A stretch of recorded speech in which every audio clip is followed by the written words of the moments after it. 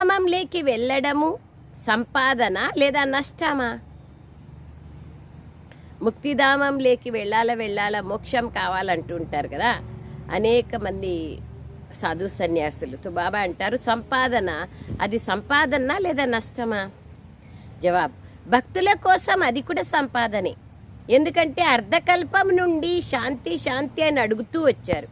ఎంతో కష్టపడిన తర్వాత కూడా శాంతి లభించలేదు పాపం. అర్ధకల్పం నుంచి 2500 సంవత్సరాల నుంచి ఇప్పుడు తండ్రి ద్వారా శాంతి లభిస్తోంది అనగా ముక్తిధామంలోకి వెళ్తారు.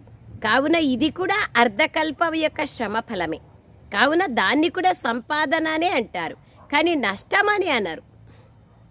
సత్యుగం అంత సంపాదన లేదు, కానీ నష్టం కూడా లేదు. పిల్లలైన మీరైతే జీవన్ముక్తిలోకి వెళ్లేందుకు పురుషార్థం చేస్తున్నారు. మీ బుద్ధిలో ఇప్పుడు మొత్తం ప్రపంచం యొక్క చరిత్ర మరియు భూగోళాలు